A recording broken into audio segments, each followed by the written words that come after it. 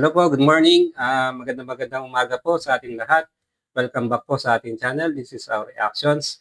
And tayo po dito ay magbibigay lamang ng komento, feedback, or opinion sa mga latest news o latest ganap na nangyayari sa ating bansa. No? So, simulan natin. No? At bali nga nung Monday, June 29, is nagbigay ng pahayag ang ating ombudsman na magkasampa ng kaso laban kay Rodante Marcoleta. Then, as a recap din po, nung Tuesday, kinabukasan, is nagkaroon ng surprise rally ang ating INC members, no, mga kapatid sa iglesia. No? At ang ipinaglalaban nila dito at hinahayag nila dito yung accountability and transparency, saka yung pagkontra nila sa pagsampa ng kaso kay Marcoleta kasi para sa kanila daw si Marcoleta daw is yung nangunguna sa mga pag-iimbestiga. Siya daw yung naghahayag ng mga korupsyon, no? Ngunit ang kasong plunder na isasampa ng ating ombudsman ay labang kay Marcoleta ay tungkol dun sa indirect bribery o yung pagtanggap niya ng gift at ang pagtanggap niya ng 75 million peso as campaign donation, no?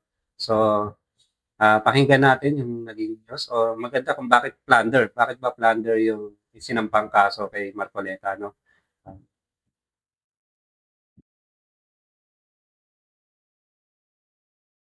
Selective justice daw para sa Iglesia ni Cristo ang isasampang plunder case laban kay Senador Rodante Marcoleta. Kaya nasa lansangan ng libo-libo nilang miyembro ngayon. Pero ano ba ang sinasabi ng mga ebidensya at dokumento? Yan ang agenda report ni Joash Malimban. Mabilis lumaki ang pop-up rally ng mga miyembro ng Iglesia ni Cristo sa Liwasang Bonifacio sa Maynila at sa EDSA White Plains sa Quezon City. Suporta raw nila ito sa INC member din na si Senator Rodante Marcoleta na posibleng maharap ngayon sa kasong plunder. Hindi tutol ang Iglesia ni Cristo sa pagpapatupad ng batas. Pero tutol kami sa pagbaluktot sa batas, lalo na kung ang layunin ay para pagtakpan ang katiwalian. Pero ito no, ano lang, mabilis na comment lang. Ano, kasi nung itong time na to, no, hindi ko rin maintindihan kung bakit ganito ngayon ang iglesia. Bakit wala na ako sa iglesia, dati ako iglesia. Nung panahon ako'y nandiyan pa is pinagbabawal nila sa mga kaanib sa iglesia na merong posisyon sa gobyerno, no? Or nasa politika or may katungkulan sa gobyerno kasi kung titingnan mo is parang conflict of interest siya, no? Hindi nila pinaghahalo talaga yung politics doon sa religion, no? At ngayon parang may siguro iba na yung hindi ko alam, iba na siguro yung tinuturo sa kanila. Nakikita na natin ngayon na mas nagiging mas active sila ngayon sa politics, no? Mas lumalabas sila tungkol sa politika pag may pinag-uusapang politika. Lalo na to ngayon, no? Siguro kaya sila lumabas dito kasi yung parang backlash kasi merong kasi kaanib sa iglesia si Marcoleta. Once na makulong si Marcoleta, parang sa image ng iglesia is parang bad impression siya, no? Parang bad impression kasi merong kaanin na iglesia na nasa politiko na nakulong, parang ganon. Parang bad impression siya para dun sa religion. Yun yung ano ko lang dito, no? Parang palagay ko kung bakit. Kaya ganito rin sila ka-active ngayon. Pero paano at saan nga ba nagsimula ang issue laban sa senador? Unang iniulat ng Billionaire News Channel ang umano'y potential discrepancies sa pagitan ng inilabas sa SALN at ng Statement of Contributions and Expenditures o SOSE ni Marcoleta. Sa ulat natin noong November 2025, 51.9 million pesos ang declared net worth ng senador. Pero ang kanyang ginastos sa eleksyon, mahigit doble pa nito o aabot sa 112 million pesos. Ang katakataka rito, walang declared campaign donor si Marcoleta. I find it a bit unusual that even if income contributions would be expected, Marcoleta doesn't have any. So he gives an impression that he funded his own campaign, when in fact his SALN is not enough to fund such a 100 million peso venture. Remember that the expenses theoretically only cover a few a few months of the campaign season. Hindi sumagot noon si Marcoleta So, yun, no? Ang una kasing issue nung before this plunder case na is yung dapat disqualification case laban kay Marcoleta, no? Kasi nga, nung campaign period, ang kanyang dineclare sa SOSE is wala siyang donator, no? Walang nag-donate sa kanya. Then, ang kanyang salin, nakitaan na ang kanyang salin ay around 51 million lang yung kanyang salin. Then, yung ginastos niya dun sa campaign ay umabot ng 100 million plus, no? So, doble. So ikaw, magtataka ka, saan galing yung pera mo kung hindi ka naglagay ng donators dyan, no? Saan galing yung perang ginastos mo, no? Saan mo kinuha yun, no? So, lumalabas, ill-gotten wealth yun, no? So, ngayon, nung una ayaw niya sabihin yun, then later on, ito yung sabi niya. sa aming imbitasyon na makapanayam siya. Pero matapos lumabas ang ulat, nagsalita siya sa INC-owned Net25 para magbigay ng paglilinaw. Depensa niya, mayroon talaga siyang campaign donors. Pero nakiusap niya mga ito na huwag silang ilagay sa official records para hindi umano mabiktima ng pamumulitika. Dahil sa pahayag niyang ito, naglunsad ng motu proprio investigation ang Commission on Elections sa non-declaration ni Marcoleta ng donors sa kanyang SOSE. Nagsampa rin ng sariling reklamo ang grupong kontradaya. Matapos ang ilang buwan, ibinasura ng COMELEC ang kanilang investigasyon matapos sabihin ni Marcoleta sa kanyang depensa na tinanggap niya ang pera bago magsimula ang official campaign period. Lalabas umano na hindi ito campaign donation kundi isang regalo. Aabot sa 75 million pesos ang tinanggap ng senador. Kabilang sa kanyang donors ang isa ring kontrobersyal na Duterte ally na si former Congressman Mike Defensor. Sana po ay ma-resolve yan ng legislation. Talaga pong walang magagawa kasi si COMELEC kahit po naman ano ang klaseng interpretasyon namin sapagkat po kailangan po ng pagbabago sa batas natin. Dahil dito, Okay, no? So, yun, no? Later on, dun sa palabas nga nila sa kanilang network, 25, inamin ni Marcoleta na meron siyang donator. May nag-donate sa kanya. And hindi lang daw niya ito dineclare sa kanyang SOSE kasi ayaw niya mapolitika yung mga nag-donate, no? So, so parang lumalabas ito, nandaya siya kasi hindi niya dineclare sa kanyang SOSE yung mga nag-donate sa kanya, no? Then, yung naging palusot niya, nung nag-imbestiga ang ating COMELEC, is natanggap niya yung pera, na-receive niya yung donations before the campaign period. So, lusot nga naman siya doon, no? Kasi ayon sa batas o rules ng ating COMELEC, kung makakatanggap ka ng donations within campaign period, tapos hindi mo dineclare sa SOSE mo, doon ka makakasuhan talaga ng ating COMELEC, no? Doon ka magkakaroon ng disqualification case. Since hindi na-cover siya, hindi parang lampas, hindi siya cover nung batas nung COMELEC, nakalusot si Marcoleta, no? Kaya ang nangyayari, lumalabas, gift, regalo, yung 75 million na natanggap ni Marcoleta before campaign period. So, dahil dito, nung panahon na yon, congressman si Marcoleta, nung panahon na yan, na natanggap niya yung regalo. naglunsad ng sariling investigasyon ang Office of the Ombudsman.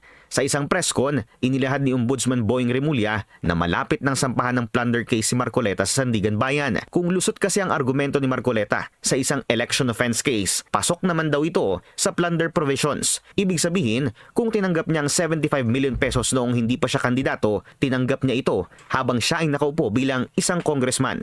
Lagpas daw ito sa 50 million peso threshold para mag-qualify bilang plunder charges. Sa gitna ng mga seryosong alegasyon, naninindigan si Marcoleta na pagbabaluktot ng batas ang ginagawa ng pamahalaan laban sa kanya. Ayon sa senador, gawa-gawa lamang ang kasong isasampa ng ombudsman para patahimikin siya bilang kritiko ng administrasyon. Para sa agenda, Joe. Yung kasi, no, pag ikay na sa politiko or politician ka, once na nasa pwesto ka sa politika, hindi ka pwede basta-basta tumanggap ng gift, no? At kung meron kang natatanggap, dinedeclare yan para magkaroon, kasi meron din yung donation tax, no? Kita ko dun sa ibang news, no, ating si Senator Ping yung nagsabi nun, na nag-apply ng donation tax si Marcoleta around October, after nung masiwalat na yung kanyang salin saka yung tungkol nga sa donation na. So, in-apply niya yung donation tax. So, medyo late na, no? Almost a year na nung na-receive niya yung pera o na-receive niya yung kanyang 75 million sa mga nag-donate sa kanya, no?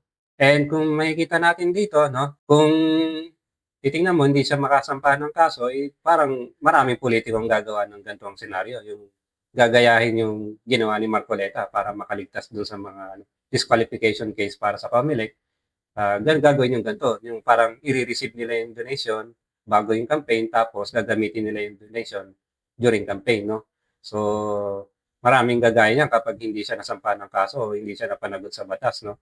So, yung sinasabi niyang pambabaluktot sa batas, eh, malalaman natin kung talagang bumabaluktot sa batas ang ating ombudsman, no? So, harapin niya yung kaso sa korte at doon malalaman natin kung sino talaga yung bumabaluktot sa batas. Josh Malimban, Billionaire News Channel. Naiintindihan daw ng Office of the Ombudsman ang ipinaglalaban ng mga miyembro ng INC. Transparency at accountability din daw kasi ang ipinaglalaban ng tanggapan. Patunay daw ang kanilang pag-iimbestiga sa flood control scandal at paghahain ng kaso sa mga sangkot dito. Kung ang pinaglalaban po ng mga taga-INC ngayon sa EDSA ay transparency and accountability, yung din ang pinaglalaban ng Office of the Ombudsman. So, is it our mandate to stop cases? Perhaps not. It is our mandate to investigate and prosecute cases. And once the evidence is there, and in this case, the evidence was amply supplied by the respondents themselves, our hands are quite tied here, no? So that also speaks to how fast this case went. Dahil po, lahat po ng admissions, lahat po ng elemento ay nasatisfy na po doon sa mga sinabi niya po. Okay, no? So, may pag-amin din kasi si Marcoleta, no? At kompleto yung ebidensya na nakuha ng ating mga ombudsman, no? Laban sa kanya. Doon nga sa mga pag-amin niya, doon sa mga documents na nakalap ng ating ombudsman, kaya nasampahan ng kasong plunder case si Marcoleta at yung iba pa, no? Ayan, ombudsman files plunder raps versus Marcoleta and 3 others. Nasampahan siya sa Sandigan Bayan at ngayon, inaantay na lang ng ating mga CIDG personnel yung paglalabas ng arrest of warrant ng Sandigan Bayan, no? So para ma-arresto na. So mangyayari dito ay parang kay Senator Jinggoy, no? Paglabas ng arrest warrant, huhulihin na to, no? Ganun yung mangyayari kay Senator Marcoleta, no? So anumang oras o anumang araw by next week Monday siguro, paglabas ng arrest warrant, dadamputin na, no? Kukunin niya si Marcoleta saka sila may defensor at yung iba pa. So, yun lang, no? Sana wag sila magtago, harapin nila yung kaso at abangan natin yung mga susunod na mangyayari, no? Hintayin natin kung kailan makukulong to si Marcoleta, no? O kung magtatago ba to o diretso-diretso to sa BJMP, no? Kukulong sila, no? So, non-bailable to, so automatic makukulong siya kasama nila Senator Jinggoy, no? So, yung sa tinasabi nilang selective lang daw yung pagkasampa ng kaso, I think hindi rin, no? Kasi nga, marami nasampahan na ng kaso dun sa admin. Katulad nila Bonoan, tapos yung iba sila Alcantara, Bryce, and yung iba pang officials, no? DPWH officials. And isa pa dyan is may mga sasampahan din ibang mga congressman. Antay-antay na lang tayo siguro, no? Medyo matagal, pero darating yan, no? And meron din dyan yung kay Martin Romualdez, no? Sasampahan na ng kaso. Naantay na nga lang daw yung pirma ni Baligod para dun sa mga statement ng walong ex-marine, no? Maleta boys, no?